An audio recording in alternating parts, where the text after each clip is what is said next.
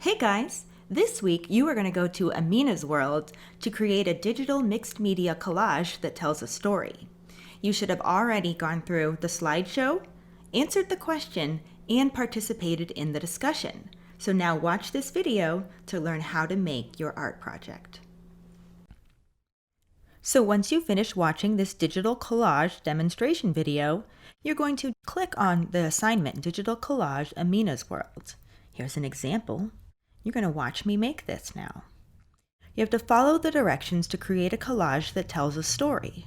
Once you're finished, you will have to take a screenshot of the image in order to save it. This is the rubric that I'm going to use to grade it. When you're all ready, you're going to click this link, Aminah's World, and it'll bring up this site. You have to choose your own background, then choose a supply category, then click on objects to place them on your canvas. Drag items on the canvas to create your art. Let's get started. I'm going to pick this background. Before I start putting anything on here, I'm going to look through the different categories. It says mud cloth, kente cloth, miscellaneous fabric,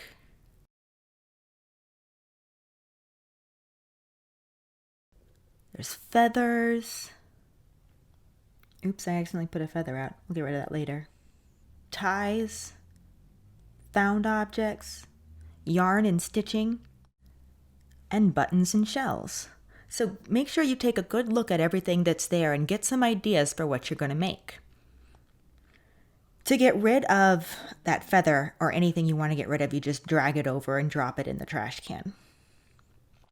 I'm going to start off with this piece of kente cloth because it's nice and flat. I'm going to turn it sideways and I'm going to make this kind of like the ground. You could do something like this for the sky. You could use the paper, you could use the mud cloth. You don't have to do this, just an idea. When I clicked through them, it made me think about the lion. So I'm going to make that lion. And now I'm going to go over to this paper and see which one would make the best body for my lion. I think this one looks like a pretty good lion color, kind of a shape. And in the found objects, these sticks, they look a little bit like they could be feet. Now, I don't mind if you guys take some ideas from my demonstration. If you want to use those sticks as feet, that's fine. If you want to use them as arms, if you wanted to use them as antenna, something completely different.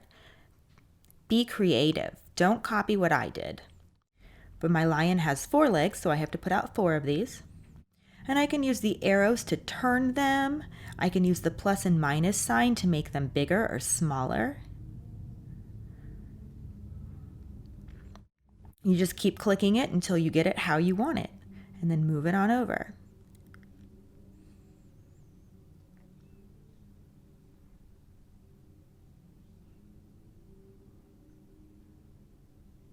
I'm going to kind of line these legs up the way that they about need to be underneath that fabric, because I want the body to be on top. Like if you see, if I touch one of the sticks again, it moves it on top. So I'm going to get it lined up and then click the fabric again. Angle that a little more. All right, I got the body pretty well set. I'm going to shift that leg some though. Shift it. Yeah, there we go.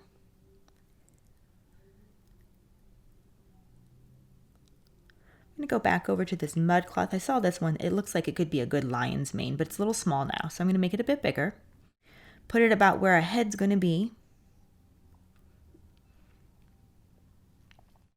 Click through.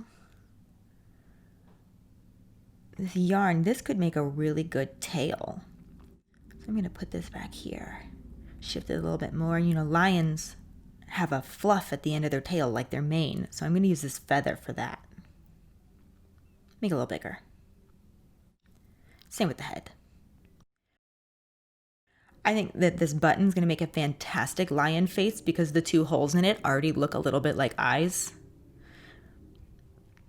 This circle might work too, but I like it with the button with the eyes. So I'm going to make that circle be the sun and stick with the button for the face. But I'm going to use 2 more buttons and make them smaller to be ears. Put those behind. And 1 more little button to be a nose. I'm going to use this brown little strip of yarn to be kind of like cat whiskers. Just some extra details. There's so many different things on here, and there's so many different ways you can use them. That's why I want you to be creative and use them different than I did. If you want to make an animal, that's perfectly fine. I'm going to use the same piece of thread that I used for the lion tail to be rays of sunshine coming off of my sun over there in the corner. Just got to rotate them and shrink them down. Just play around. Anytime you put something out there that you don't like, just drag it right over to that trash can like I did with the feather. And the right side of my canvas looks kind of empty, so I'm going to put a tree over here. And we use the buttons. I'm just going to do the 3. That's enough, because that's a pretty small space now. Now, if you guys wanted to do a whole forest of trees, you could. To save this, you need to take a screenshot of it. I don't know what's going on, but this right here, the save button and the print button, they're not doing anything useful. So you have to take that screenshot to save the picture.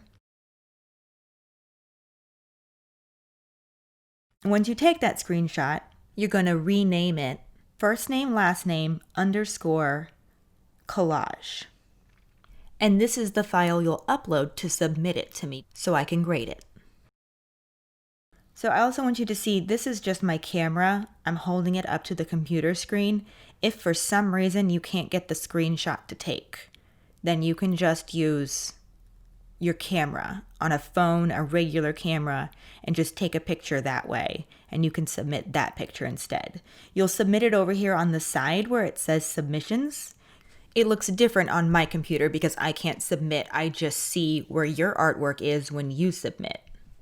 And then I will grade them off of the rubric that's right there on the page. I can't wait to see what you guys make.